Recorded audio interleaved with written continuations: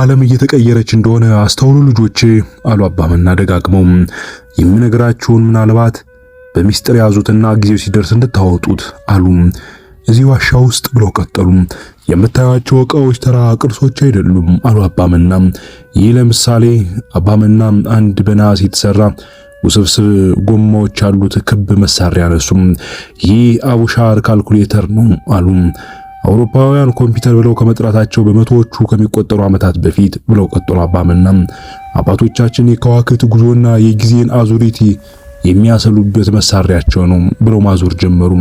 እውነትም ቀመራዊ ቁጥራዊና ውስብስብ የሆነ በዛን ዘመን የነበረ ኮምፒውተር እንደማለት ነው። አባመና ቀጠሉ። በኢትዮጵያ ዋሻዎች ውስጥ ያሉት ምስጢራት በርካቶች ናቸው አሉ። ለምሳሌ ያክል መጽሐፈ ሄኖክ የጠፋው ቅጅ የሚባለው ነገር ግን ሕያው ሆኖ በኢትዮጵያን ምስጢራዊ ቦታዎች ያለው ስለ ጥቁሩ ቀዳዳዎች ወይም ዘ ብላክ ሆል እና ስለ ዳይሜንሽናል ትራቭል በዝርዝር የሚያብራራው እውነተኛው ጥራዝ አለ እዚህ አሉ አባመና። ስለ ንጉሥ ሶሎሞን መስታወስ የምታውቁት ነገር አለ አሉ። እኛ እንደማናቅ ባንገታችን ነቅንቀን ነገርናችሁ።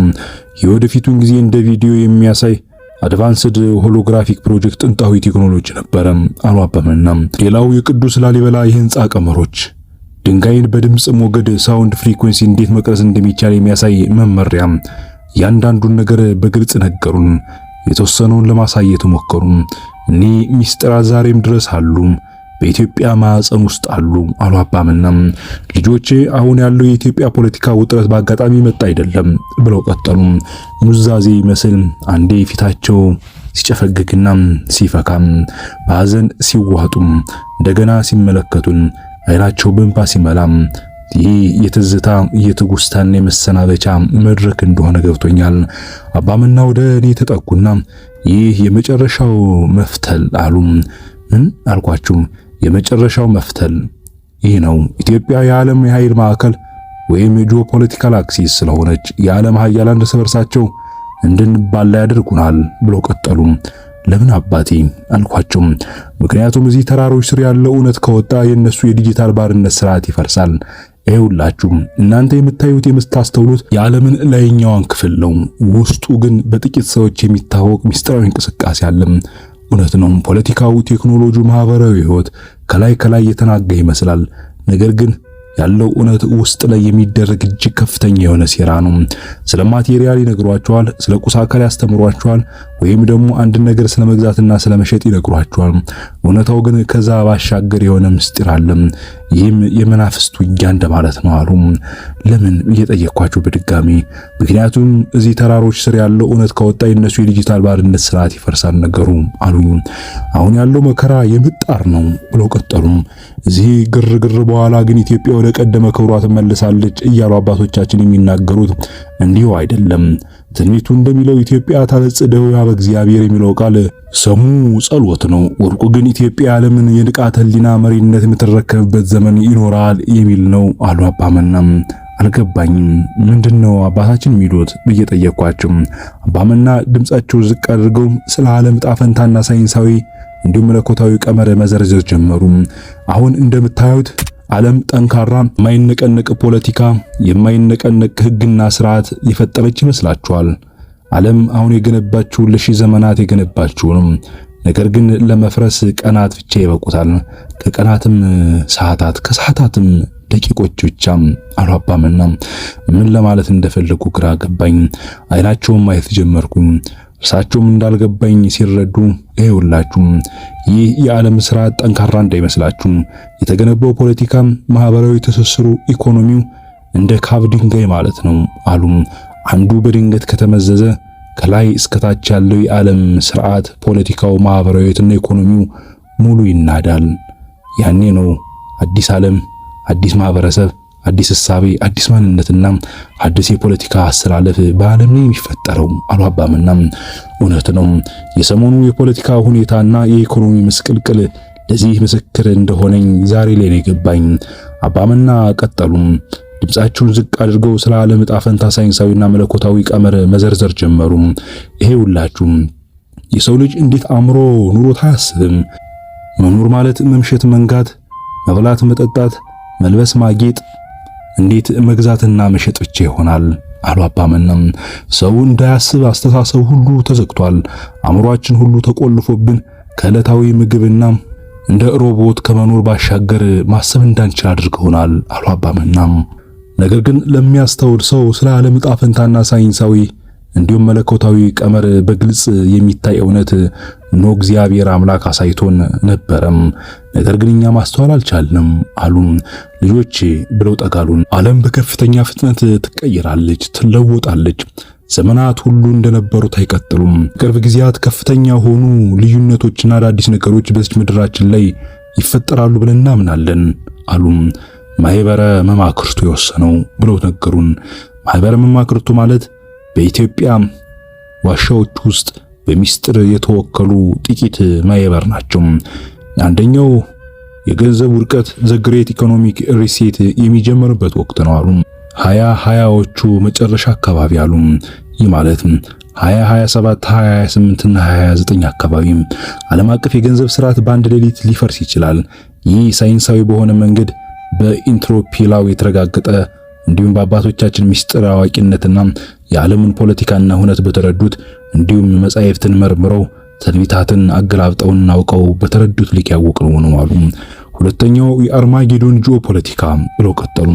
የራሽያ የቻይናና የምዕራቡ ዓለም ግጭት በሜዲትራኒያን ባህር ላይ ይፈነዳል። ይህ የራዕየ ዮሐንስ ስድስተኛው ማህተም መሆኑ ነው እንግዲህ አሉ።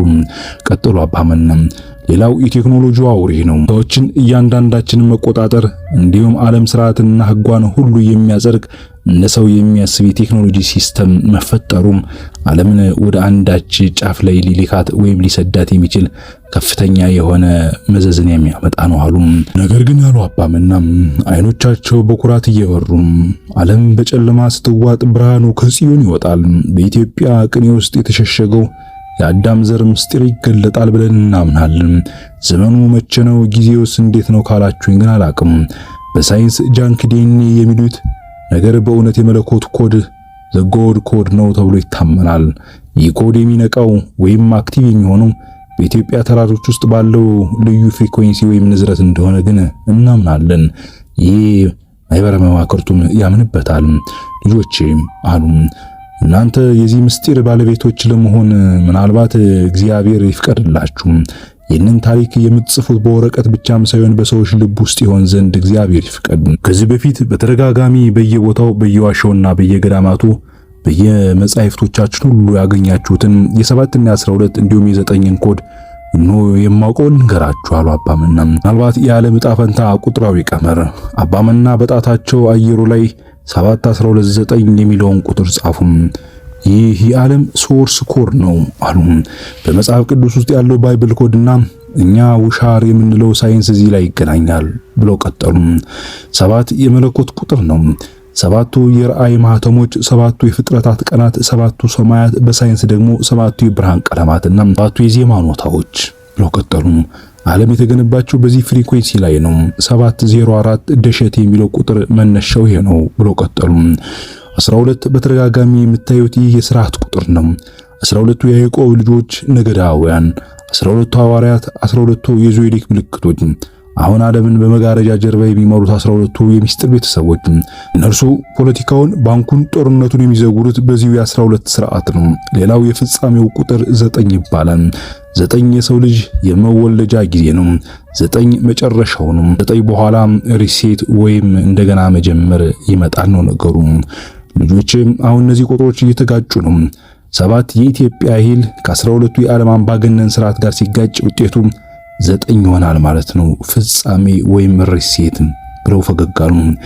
እንዲሁም የሶሪያ የዩክሬንና እስራኤል የቱርክ ጦርነት ትንቢትን በዚሁ ገለጡልን።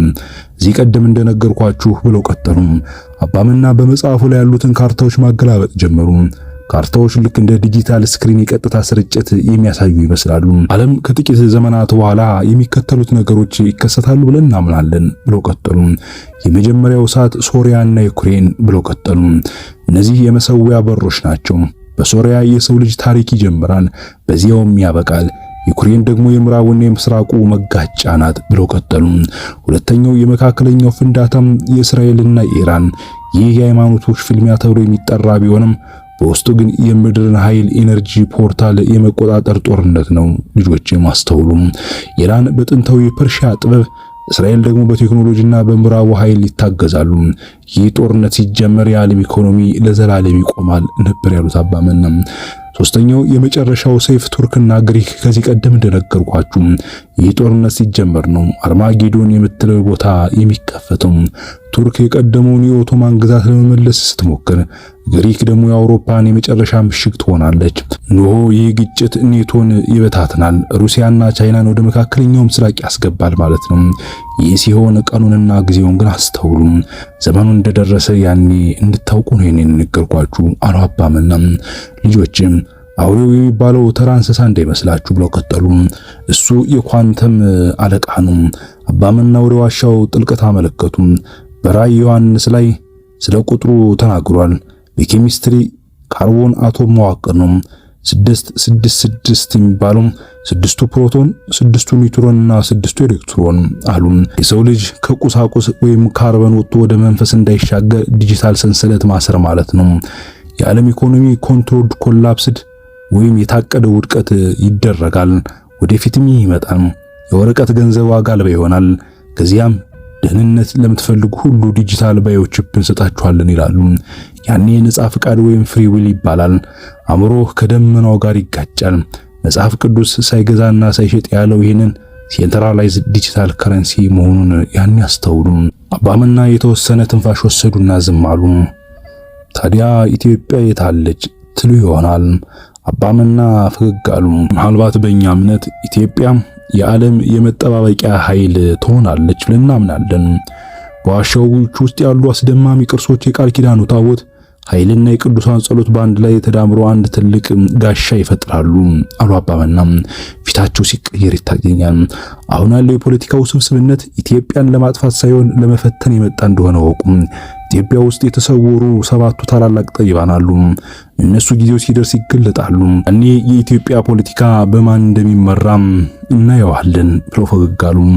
ትንቢቱ እንዲህ ይላል፣ ኢትዮጵያ ታበጽሕ እደዊሃ በእግዚአብሔር ያልኳችሁ። የማለት ኢትዮጵያ በዓለም መጨረሻ ላይ ለሰው ልጆች መዳኛ ትሆናለች ማለት እንደሆነ አባቶቻችን በግልጽ ይናገራሉ።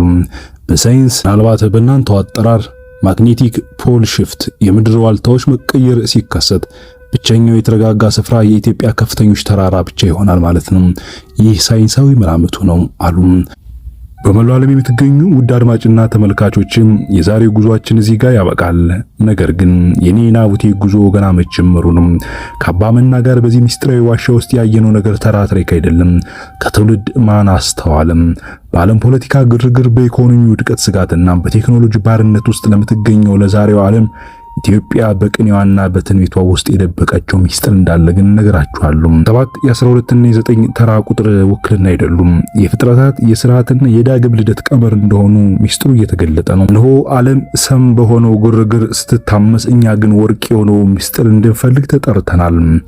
ነገር ግን ዓለም በጥቂት ጊዜ ውስጥ እጅግ ታይቶ በማይታወቅ ምስቅልቅል ውስጥ ትገባለች ብለን እናምናለን። አሁንም እያየነው ያለው የፖለቲካ ምስቅልቅል በሀገራችን በዓለም ሁሉ ያለው እጅግ በማይታመን ሁኔታ የኢኮኖሚው ውድቀት፣ የማህበረሰባዊ ትስስሩ መላላትና እጅግ የማይታመኑ ክስተቶች ወደፊት እንደሚፈጠሩ በተለይ በቅርብ ጊዜ እንደሚሆኑ እያየንና እየተመለከትን እንገኛለን። እንግዲህ ሁሉንም አብረን እንመለከታለን። ቀጣይ እስክንገናኝ ድረስ ሰላም ለሀገራችን፣ ለዓለም ሰላም ለሁላችን ይሁን። ሰላም